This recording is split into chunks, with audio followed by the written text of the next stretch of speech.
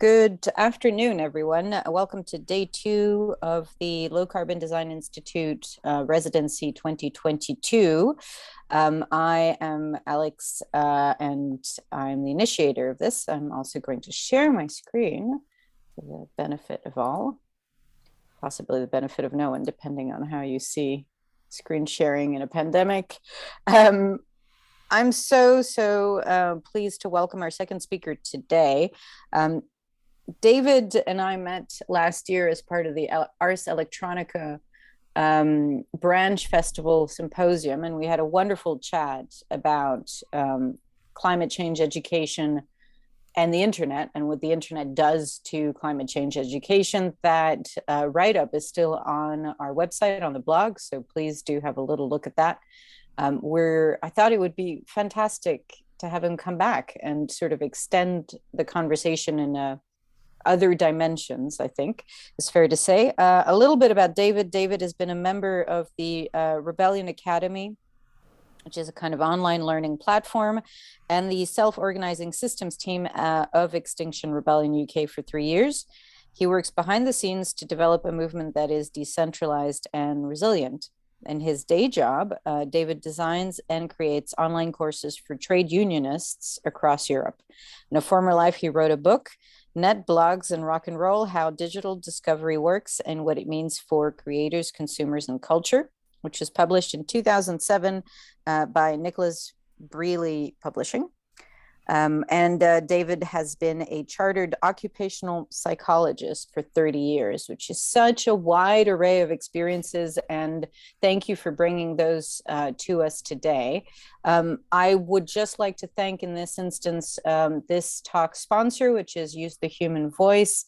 Please go check them out. They are a copywriting consultancy in the UK, and fantastic of them to support this talk. So over to you, David.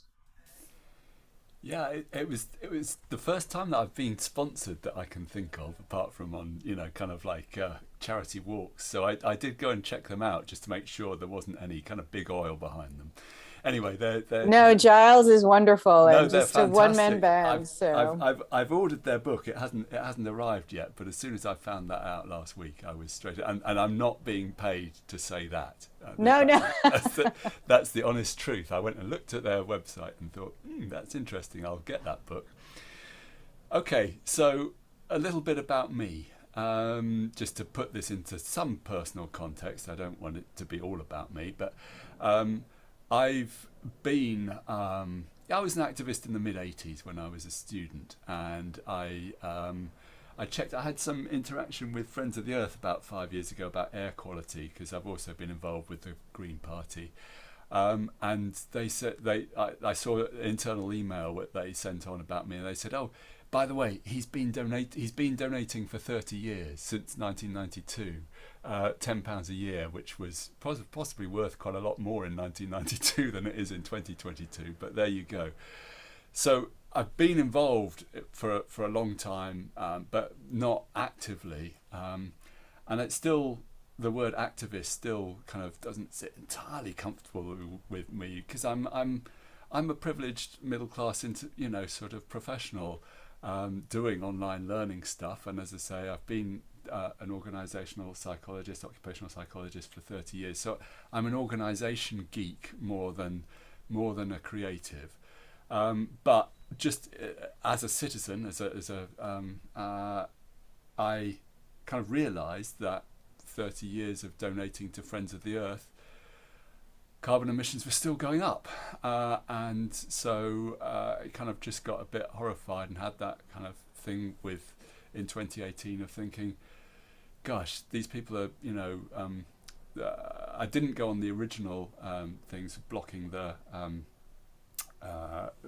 bridges across London, because that seemed to be a bit like a scary thing to do, until I saw the videos of it and realised that it was being done in a really non-violent and kind of quite humorous way, and thought, I like these people. And I went to their website to see if I could get more involved, and they had an opening for a self-organising system coach. And for me as an organisational geek, coming in thinking, what you have openings for a self-organizing system coach, I love you even more. I want to be that. I want to have that role, and so I have had that role for a while, and I did get involved in the April 19 rebellion in Oxford Circus. I was there when the pink boat and things came up, but that's just to kind of like situate me in terms of, as I say, a kind of somebody who's just a concerned citizen coming from a relatively privileged, well, very privileged actually, position, and yeah, just thinking I've got to do something about this. And what I wanted to do was just talk you through. Alex asked me to talk about how the movements like Extinction Rebellion can engage with creatives. And I want to do that around the idea of kind of expectations, because that's kind of quite a key thing. So I'm going to share my screen now, and hopefully you can all see that okay, just to the slide. Yep, good. So first I'm going to talk about what creatives can expect of a movement like Extinction Rebellion, and then I'll try and sort of flip that and sort of say what do movements like Extinction Rebellion expect of creatives. Please interrupt me at any point. I've got a kind of thought experiment that we can do if there's time at the end, but we're a relatively small group, so wave at me, or maybe Alex, if you see one of the kind of virtual hands going up, then just interrupt.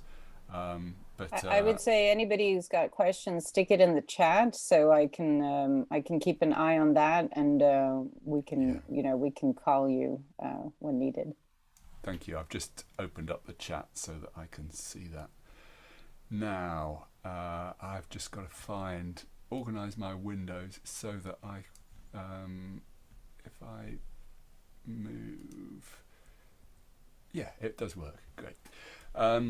So one of the things that XR did that enabled it to go from being announced and founded in October 2018 to being a global movement only 6 months later was to open, I kind of think of this as a kind of organizational Pandora's box, basically.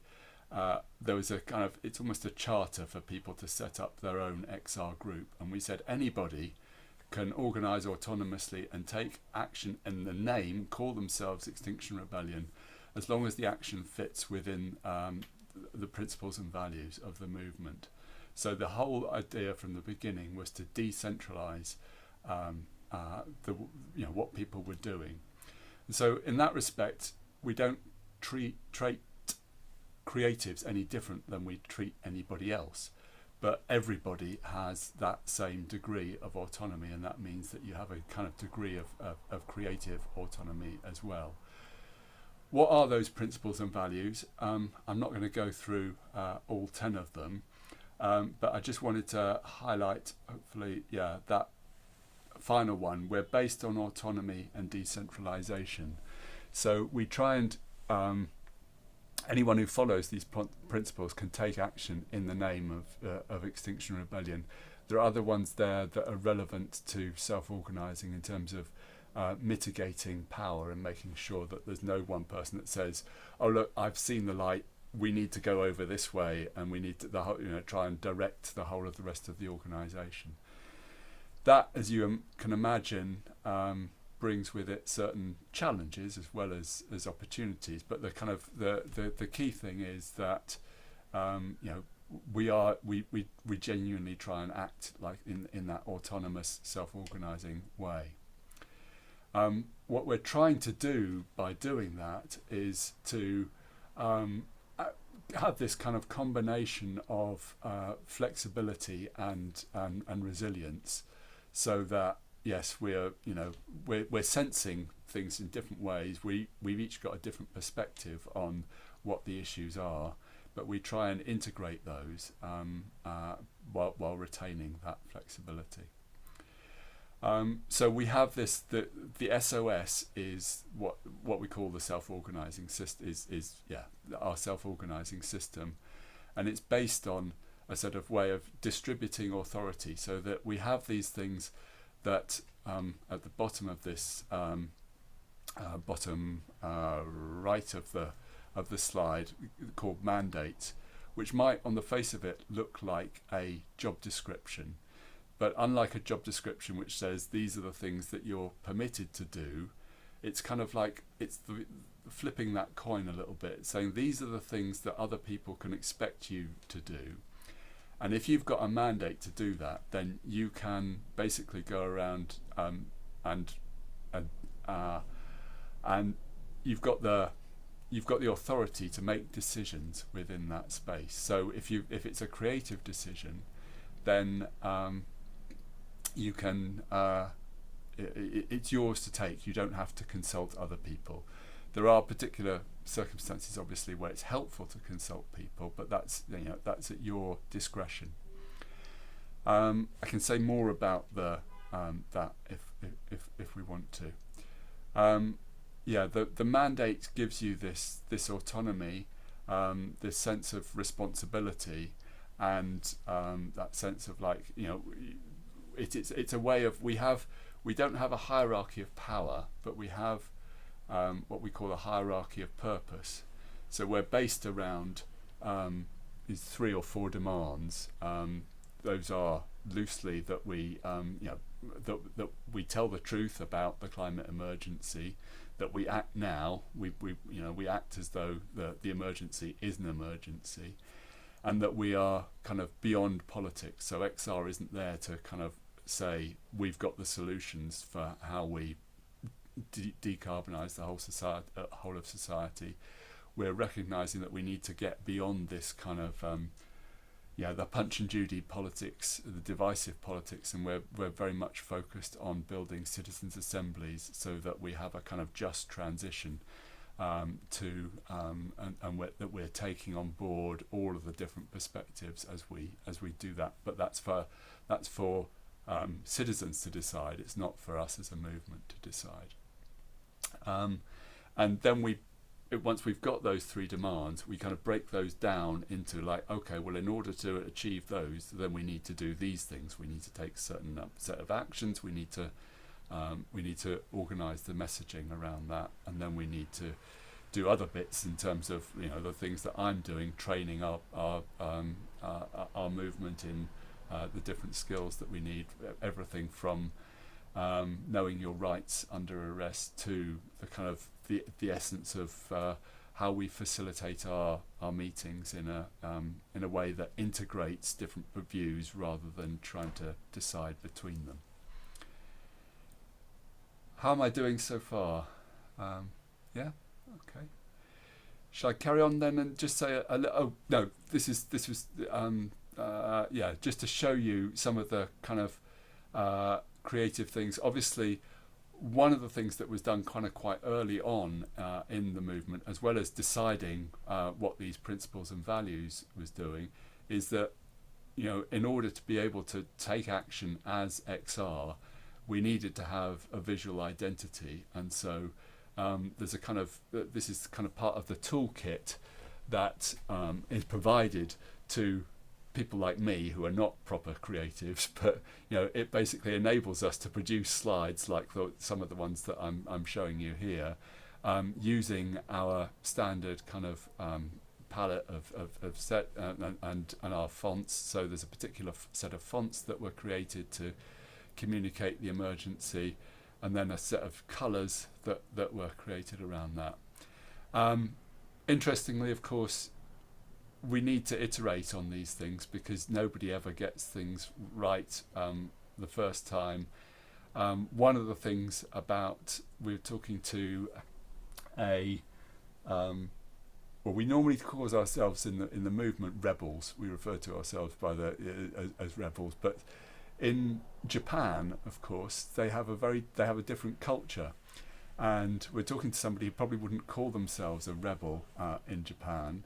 And they were saying, look, the whole of your fonts, some of the brighter colours, they go against the Japanese way of thinking, because when we see people out on the streets protesting, the kind of natural kind of Japanese response to that is those people seem to be really angry. And what, if they're really angry, there must be something wrong with them, right? And so we're coming up against some of the issues with that. We're coming up against one of the, not so much the angry capitals, but actually one of our fonts is called, momentarily forgotten what it's called, but it's a serif font that we do for our text and things, and it's particularly bad for people who are dyslexic.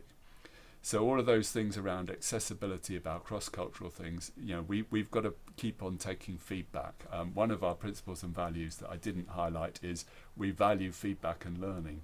So we have to say, okay, well, if we're going to work in Japan, and you can see that we've been talking to the Japanese rebel and saying, well, not all of these colours are really angry, so maybe we could work with some of those, and and modify things. And I don't know about the font issue yet, but we need to kind of look at that and see if we can deal with people with the diversity of people that we want to reach. Okay, short pause then before I go on to what our movement can expect of creatives. Anybody got any questions about that so far? Can you have you ever felt tempted as a movement to I mean, I know the answer is no, but I'm interested in the why. But to hire or work with an agency, say a Pentagram or any of those extremely well thought of design leaders who might have that internationalization experience, and not necessarily pay them. I'm sure they do it for free. But has that ever been a conversation or something you've ever tried? So we have an interesting relationship with that whole idea of taking outsiders, because if you take outsiders and sort of say, okay, tell us what we need to do as a whole movement, then that's power over. Basically, that's saying, we're going to come in and just change your messaging. The way that we would deal with that kind of change, and this is not unique to, I don't think, to XR as a movement, but there's a set of reaches down on the floor where I keep all my handy books. I don't know if this is going to be messed up by my If you clouding on read my. it out, because you're obviously not sharing, It's so. called Reinventing Organizations by Frederick Laloux. He's a former McKinsey consultant, and this is a kind of, it's a kind of, in some ways it's a typical management consulting book about how different organizations have gone about taking on self-organizing. He obviously, as in McKinsey, was the kind of person who went in and organized, but we have had, he's consulted for XR in terms of having discussions with us about how we build out our training. And that's the way that we would go about taking external advice, is that we would set up a project that was owned by one or more of our circles or teams, or we call them circles, and we would bring them in. So the media and messaging circle could work with one of these agencies and say, okay, well, if you come in here, we've got the mandate to do this, advise us. But their role would be, if they were coming up with proposals, it would be something that, as long as it was within their mandate, the media and messaging people could what they couldn't do is say, okay, well, within media, we as media and messaging have taken advice from this agency, and we're now going to tell all of you what you should be doing actions in other ways. Does that? Yeah, that totally answers. And my follow-on question on what you've shown us so far would be, these values and principles, do they also act, this is going to sound the wrong way, but do they also act as a filter for the kind of people that you want in the movement? because they're not, they're not self-evident, let's say, to the way in which people organize in other realms of life, whether that's joining a piano group or a local gardening club. These principles and values are very specific. And do they act as a natural filter? Um, yeah, as you'd expect with a rebellion, we get we get a mix of people who want to be involved, and some of them, some of them come for a short while, and then they kind of work out that this isn't quite what they were expecting or whatever, and then they move on. Others of them stay longer. I mean, I think the idea of the principles and values, and I can't claim any credit for. I personally think they're a work of genius, and I can't claim any credit for them whatsoever, because it was all done before. But it was this kind of thing that inspired me to join. So in that respect, as a positive filter, it attracted people like me, where you could say, well, that's the last thing you need is more white middle class men. But it didn't. It wasn't just people like from my demographic that it's attracted. But the idea was to create a kind of ecosystem where these things could co-evolve, shall we say. And yes, we have tensions all the time. I mean, not everybody. Even the kind of, we were having a meeting yesterday evening discussing one of the circles that is responsible for kind of encouraging people to take on these principles and values, and the degree to which they act as a kind of either a police force or a priesthood that is basically saying to the rest of the movement, no, this we think that what you're doing over here is a contravention of this principle and value. And it's like, well, who gave you the right to interpret that principle and value in that way? And so we have issues at that level. More commonly, we have people who, I mean, we all come to this as volunteers, and a lot of people are volunteering. They've only got a few hours per month to give. So when we say, oh well, we organise in a different way within this movement. There's this thing called the self-organising system, and it has all these other ways of dealing with it, about how we don't do majority voting. We don't do kind of majority rule by voting. We don't do minority rule by having vetoes and consensus-driven things. We try and integrate objections. And if you're given, and we've got a whole kind of constitution that describes how we go about doing those things. And if you've got just a few hours per month to give to a movement like this, it's understandable that not everybody wants to get trained, do the training and get up to speed with that. And so they come into these things. We do get conflicts, and people say, well, that's not the way that we make decisions around here. And people are saying, well, why is it so complicated? And it's like, well, how long have you got? It's kind of complicated. The reason it's complicated in this way is because we're serious about trying to mitigate power, and we're serious about taking conflict when it occurs and using that as an opportunity for learning and transforming that conflict into a good thing. And some people have got the patience to stay the course and go with that, and some people haven't. And that's something that we have to live with. Thank you. That was a great answer. Okay. So let me say a little bit more about what the movement kind of expects of creatives then. And I've just got a few kind of examples to run through, different things which I just plucked out from my experience of what I see as kind of creative elements of XR.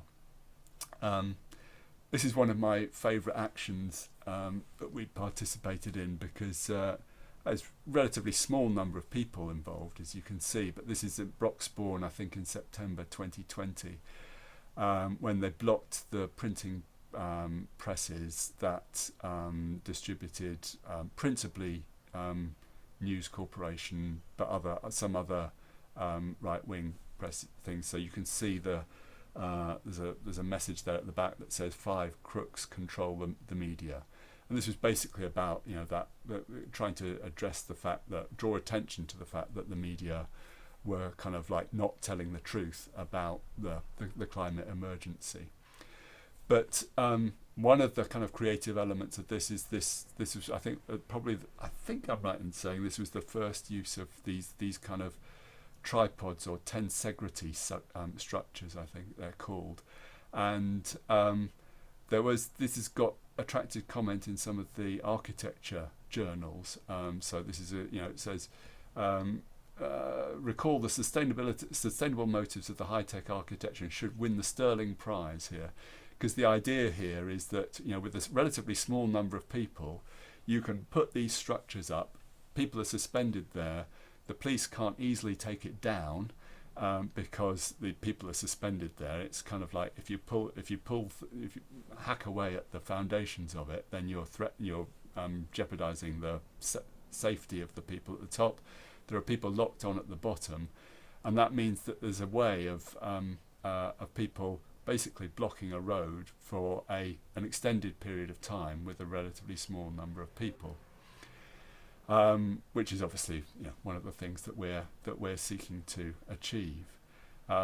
What's happened is that over time the police have got kind of wise to this tactic, and these things take at least 30 to 60 seconds to get up, and they have to come out of the back of a van. And so the police have realised that they need to get to the back of that van really quickly and stop us from putting them up. So that there's a kind of ongoing kind of creative bit of kind of engineering and architecture there, but in designing these structures so that we can disrupt